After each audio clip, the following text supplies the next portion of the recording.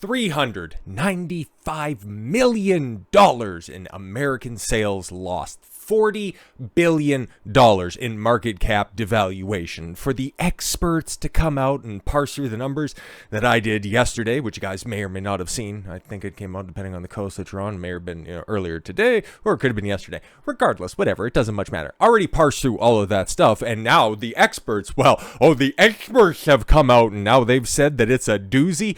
Let me run those numbers back for you, just in case you forgot. $395 million in the United States evaporated like that. $40 billion in market cap devaluation. $40 billion, dude. This went from being a 12-digit company down to 11-digit company in one singular quarter. And you can tell there's the little ticker that's right there. It also shows that Budweiser, or rather InBev stocks, are also down just about another full percentage point.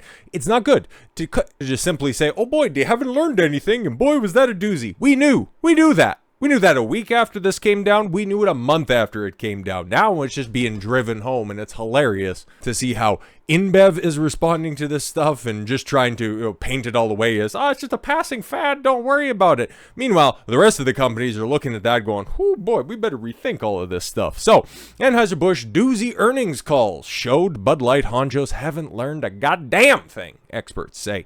Anheuser Busch honchos are not reading the writing on the walls. Well, they are. They're just the stall doors, and the only thing that they're taking away from this is call Tanya for a good time and expressed regret or remorse for alienating Bud Light consumers by enlisting tranny influencer Dylan Mulvaney, who, it's funny, we haven't seen a Days of Girlhood update since then, off doing different things, I would imagine, for marketing promos, sparking continued criticism from conservatives and business leaders alike. Now, this is a repost from Fox News, and we all know how conservative they really are with their news, for as much as idiots want to continue to tout they're partisan hacks. No, they're CNN with a better paint job.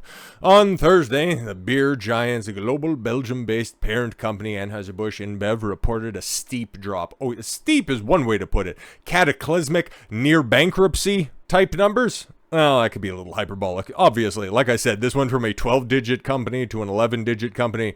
In the long term, they'll be fine. But in the short term, if they continue like this, well, there won't be any executives that are going to be able to see the recitation of this once great brand if this continues again for another quarter.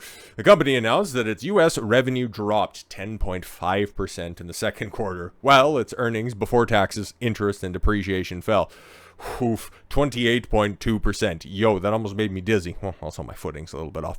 The losses amount to nearly $400 million. I think 295 or however you round it up. Or I'm sorry, 395 or 396. Like I said, the numbers and all that shit. But it sounds nice. Nice round number of $400 million just gone. In the same quarter last year, Public Square CEO and founder Michael Seifert turned into the earnings call that came as other beers, including Modelo Especial, Coors Light, Miller's Light, who, yes, we heard about Coors and Miller overperforming everything. Well, I guess it would be, Labatt Molson, or Molson Labatt, whatever the fuck they want to call themselves. They're touting record profits. For as much as mass media wants to go ahead and just kind of sweep that under the rug. No, they missed projections. Okay, they're growing in every other avenue. Yeah, sure, whatever. Call it whatever you like. They have rapidly consumed Bud Light's market presence since significant backlash in April. It was a doozy, Seifert told Fox News Digital. See, he came up with that statement. That's why he makes the big bucks. They've still not read the writing on the wall. If you listen to their earnings call, they're still not filled with a sense of regret or remorse about the poor marketing decisions that they made alienating their consumer base. Exactly, man, because they got to figure out a pivot. Because obviously, they've pissed everybody off. They were trying to court a new audience at the behest of their old audience, and it went, well, we all know it's all been documented at this point in time. But I got to say, you know what? Hey, man, I'm not one to cover somebody completely biasedly. I will go ahead and give them their props where they're due. And you know what? I'm going to hand out some props on this one because fuck it. It's the beginning of the weekend. We're going to go ahead and kick it off in style. I'm going to go ahead and dab up Anheuser Busch and Dylan Mulvaney for a second. Don, what the fuck are you doing? No. Trust me. Hear me out here real quick, okay? I'm going to give Bud Light and Dylan Mulvaney props for killing off this stupid gimmick that I've heard every fucking mid-wit tradcuck parrot for the past, year and a half. Oh, ESG is ruling everything. Oh, what's all of this stuff? It's just the three big hedge funds that are out there. BlackRock, Vanguard, Slate Street. They're gonna rule everything. They're making everybody go woke, woke, woke. Shut your fucking mouth. I have been, and you can go check the records on this, consistent in my stance that ESG is nothing more than just brainlet propaganda. It's cut from the same cloth as the believe or the trust the plan QAnon fucking nonsense. It's always this ethereal thing. Oh, it's the hedge fund guys that are at the top pulling the strings that are making the companies do this because they inject a little bit of money. It's like, what's ultimately their end game? Buying up a company at pennies on the dollar that is absolutely fucking ruined? Again, these are hedge funds. They're trying to make money. If they were going to try to give some high interest loans out there and, make some profit off of that shit, wouldn't you think that they would want some high level of return on their fucking investment instead of just trying to kill off everybody that they have in their hedge funds? It makes no fucking sense at all whatsoever. And now, just as it showed up, now it's seemingly disappearing. Market insiders ditch woke capitalism. Woke! 87% of funds focused on tree-hugging social causes will lose money. 2/3 write off ESG as a passing fad. Exactly. It's no longer a scare tactic. We're heading into an election cycle, and we can just go ahead and ride the Trump train now. We don't need to make up different spooky monsters. We can just go ahead and say Orange Man bad or Orange Man rad, whatever draws the eyeballs. See, man? There's been so many actual fads here over the past 3 years. Insurrection in 2021, the jab continuing out through the rest of the year, Russia-Ukraine in 2022 and 2023, all of this fucking woke shit. Surprise! It's all been a big distraction. And that's why you guys are smart for paying attention to this stuff, because I just read this stuff. I just present the facts as I see them, and you can all follow me along this big intellectual journey that we're having here. So let us continue. Wall Street brokers and other market insiders are turning on left-wing investment strategy known as ESG or woke capitalism. Who the fuck is the marketer on this one? Did they also work for the DeSantis campaign? Nice vest you got, Ron. Hopefully it floats.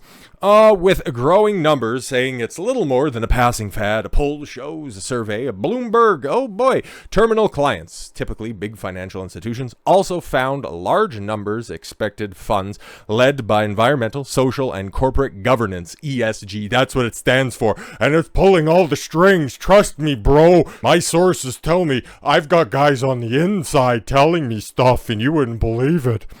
Comes as Republicans move against ESG funds in Congress, as the consumers reject firms that champion liberal causes, evidenced by the woke against Bud Light tie-ups. Again, just going ahead and just, shedding the responsibility of the gay bars getting rid of Bud Light before many of the other bars out there. Can't go ahead and say they were the first. Them gays never are. That's another big reason that they ended up getting hung out on a line, because they had nobody supporting their cause. If they could have virtue signaled off of all the support from the gay community, they would have, but they didn't have it. So they just had to tuck tail and run. Researchers found that 87% of the 116 Bloomberg terminal clients who aren't directly engaged with ESG. Okay, so this also kind of sounds like this poll is fucking worthless. Or maybe, this is another thing. Okay, ESG is this big problem and it's affecting so many things. Well, can you find companies that are actually employing it? No, but something's got to explain them being woke. Well, there is something, but you would just call me a misogynist for pointing it out. Makes more sense now, doesn't it? You just notice a pattern whenever there's a big fucking backlash. Wow, who ended up writing that shit? Oh, makes sense. Who's in charge of the marketing? Oh, that makes sense. But no. It's just the money man up on the hill. Be scared of the guy behind the curtain. It's all fucking stupid, dude. Just follow it through to its logical progression. It's just the big fucking boogeyman that everybody's supposed to be scared about. But yeah, take a look at their poll here. Respondents not involved in the sector overwhelmingly predict underperformance, significantly outperform. Yeah, 7% say that they engage. Yeah, whereas significantly underreport 37%, and then and then for not engaged as well, they're actually down by the people. They're allegedly involved in this shit. So it's like, yeah, it's not floating anymore, guys. It's not fucking working. It might work if you're selling widgets to bitches that just want to make sure that their hair looks good for their girlfriends, right? Because they all do it for themselves. That's why you've seen for all of these different backlashes, which ones stick and which ones don't. Dylan Mulvaney had an entire list of sponsorships that were out there. What was the one that ended up hanging the dude on? Bud Light. How many other ones that were out there that were, oh, this is going to be the new Bud Light situation? Maybelline makeup? Nah, not quite. Marriott hotels? We